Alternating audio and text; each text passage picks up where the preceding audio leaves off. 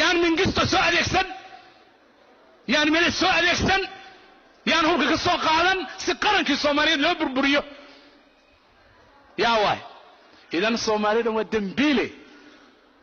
dambiile yaalbaana markaasaan waxaan ku darsanay inta shir laynoo qabto in layna yiraahdo see xubnaha kala qaybsanaa maanta waxaan akhrinayay joornaalka qosol oo oy gobol nin jooga oo madaxa wuxuu leeyahay dawlad Soomaaliyeed ma dhacayso mana sugnaanayso reerka iyagu haddaanay intaa helin. What the hell you are talking about? maxay tahay reerka iyagu haddaanay tahay dambiilaaba tahay xukun waxaad ku xukuman tahay in lagu xukumo maxkamad baad saaran tahay qaran Soomaaliyeed baad burburisay ummad baad baabi'isay jiil baad baraha ku daadisay qaxooti baad malaayiin ka dhigtay gaalaad malaayiin ka dhigtay yaa ka dhigay it's you not other one. It's not America, it's not Europe, it's not Japan, it's not Kenya, nor it's Ethiopia. It's only Somalis who killed themselves. وأيجا وأيدي شيء رنت معها والله بالله أنا أحين عيار أنت الصومالي إسكدي شيء يا أنت إثيوبيا كدي شيء يا بلن صومالي أنت يدي شابلن صومالي أنت اللي سابلن صومالي أنت بلايك وسوق قال سابلن and today دل كأني محول بابا سيئة only our reason أنا قد سببتين واي qaar anaga kamida $500 ay dalkooda ku iibsadaan qaar anaga kamida magac baa lagu yeelay ku iibsadaan dalkooda qabaa'il baa ku taageera kaas kaligiisna ma iibsadeen haddii aan qabaa'il ku taageerin miyuna iibsan lahaa kaligiisna gadan lahaa suuqa ma naga soo gadan lahaa dad la gatay baan nahay la iibsaday suuqa waliba ugu raqiisan adduunka lagu iibsaday and still we are talking about qol baan galaynaa markaas oo reer hebel isu keena saxaamarka in la burburiyo maaha in la saxoobay ahayd ma in la burburiyo oo aan konton sano dib u noqdo oo aan boostada qandara ay ugu iimaanaysay maanta ay noqoto caasimadii dhamayd la idin sheegayo nothing wax ka jira ma jiraan muqdisho waad maqli jirteen ma tagteen annaga tagnay weydiiyo waagay jirtay ma jirto magaalo la yiraahdo muqdisho ma jirto waa magac xaafadaad maqashaan warshada baastada boondheere hodon مش عارف ايش بكفي ركتاله وحجرا نجران ودنبس وي يا دنبس كدي كو هاد جوجه oo ku dagaalamaya qaar muslimiinimo iyo wadaad sheeganaya diin ilaahay darteed waxaan ilaahay uga cudur daaranaya in magaca diintiisa lagu sameeyo waxa soo kale ilaahay waa uga cudur daaranayna waxaan ilaahay uga cudur daaranaynaa Soomaalinimo iyo sharafteed in lagu sameeyo waxa dawladnimo lagu sheegay ee baabaas ee gabashada ummadda ee wiilka yar ee United Nations Organization-eeda jooga Nairobi ay gacanta ugu yeeraan oo u yeeriyaan oo u dictate garayaan waxay doonayaan waxa soo kale in Soomaalinimo lagu sheegana ilaahay baan uga cudur daaranaynaa waxaanu aragnay dawladnimo iyo macaanka ay leedahay saas darteed baan waxaan meesha ordaya iyo waxaan socda magacay doonaan ha sheegtaan diin ha sheegtaan islaam ha sheegtaan wax kale ha sheegtaan ayaanan ka aqbalahayn dawlad la'aan iyo qaran la'aan iyo ummadnimo la'aan wada jirta baan wax ku keenaynaa kana ka aqbalmin I'm not going to accept that dawlad xataa daciifa baa nooga roon oo qaran ah oo ummadnimo ah anu naftayda tusaale ka soo qaadaya naam xumaanta aan ka sheegay dawladnimadaas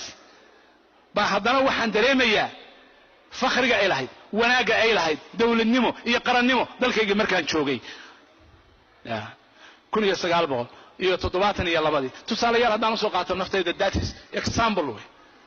dad badan ay la mideen waa jiraan tuuladayda aan ku dhashay qandara la yiraahdo gobolka bari ee Soomaaliya ka mid tahay waxay ka fogtahay caasimadda Soomaaliya 2000 oo kilomitir bay ka fogtahay oo u jirtaa in that tuuladaas magaaladaas degmadaas yarta ah ee population-keedu 10,000 aanu markaas ka badnayn 1967 68 69 70 ayaan elementary-ga ku dhigtay waxa ku yaala cusbitaalkii yaraa waxa ku yaala police station-kii waxa ku yaala iskuulkii waxa igu yaalay biyihii waan ku cabayay waxa igu imanaysay warqada walaalkay uu ka soo diro Europe salkeeda uu ka soo diro I was getting in the post office in Qandala baan ku helay today 40 sano baa 50 sano laga joogaa maanta Hargeysa cidna ma ugu diri kartaa warqad you can send it in the post office ma ugu diri kartaa boosaas ma ugu diri kartaa qofna warqad waa simple thing service oo dawladnimo leedahay waa very simple service guriyaha waxa idin ku soo wada dhaca waraaqa idin ku soo wada dhaca check baa ii soo dhacay bill baa ii soo dhacay kana ii yimi you are not going ma qiimeynaysan arrimahaas waxa ay leedahay because dawladnimo iyo qaran baa jira meesha nidaam baa jira system baa jira keenina waa burburinayna we don't need it ma rabno inaan sameeyno ma rabno inuu jiro waxaan ilaalinaynaa traffic light baan ilaalinaynaa wadamada kale waxaan ilaalinaynaa traffic light-ka stop waa istaagayna inaga soo maaha dhiigaan ku tubanaynaa qaliilkan ku tubanaynaa dulmigaan ku tubanaynaa baba biyana dalkeena waa duugayna isagoo nool baan duugayna ma ogolin inaan is ogolaano ma ogolin aan ku wada noolaano magaalada aan ku wada noolaano ma ogolin saa wax u baran lahaydeen saa isugu duubnaan lahaydeen saa idinku u dhaqmi lahaydeen idinkoo muslina taas ka shaqeeya 11 kilomitir 11,000 kilomitir dalka idin jira ee taararka la idinku soo sheegayo beenta aan waxba ka jirin walaalayaal priority-giina labaad ama saddexaad ama afraad ama shanaad ka dhiga anu taasaan idinku la talinay dadkiina makhaayadaha fadhiya odayaasha makhaayadaha fadhiya oo siyaasadda Soomaaliya ka shaqeynaya oo caruurtoodu gaangiska noqdeen shame on you shame on you shame on you shame on you caruurtoodu gaangiska noqotay oo aan ogeyn iskuulkay dhigtaan aan garanayn oo af Soomaaliya xataa ku hadlaan aan garanayn oo Starbucks intuu fadhiyo wasiir hebel ma la oranayay oranaya iyo xisbi hebel halkaas uu ka dhaxay oranaya shame on you ka shaqay ilmaaga waajibkooda ka shaqay ilmaaga horta iyaga ka dhig dad muslima oo wadankan degan oo wax ku barta oo nafle oo Soomaaliya ka dhig wallahi billah waxaan garanayaa niman ka shaqeynaya oo leh Soomaaliya wax ka dhigaya Soomaaliya wax ka shaqeynaya Soomaaliya wax ka yeelaya leh oo London fadhiya oo Minneapolis fadhiya oo Melbourne fadhiya oo Nairobi fadhiya oo Johannesburg fadhiya kullu waa soo maray oo fadhiya oo aan waxba ka qaban karin Soomaaliya aruurtiisii xaaskiisii reerkiisii diintiisii mas'uuliyadiisina dayacay bulshada Soomaaliyeed ilaa joogta maxaad u qabataan I'm asking you maxaad u qabataan ma isku duubantiin waxma is weydiisaan dalkan 100,000 baad magaaladan ku joogtaan maxaa xuquuq aad qaadataan American system wuxuu idin ogol yahay xuquuq badan maxaad ka qaadataan waxaad u kala qaybsan tihiin faction hebel iyo faction hebel iyo faction hebel iyo faction hebel what the hell you are doing so meesha ka soo cararteen ma soo idinku cagcad ma soo gelin soo idinku cayra ma soo gelin ma dad noqotaan oo dalkiina markaa hagaajisaan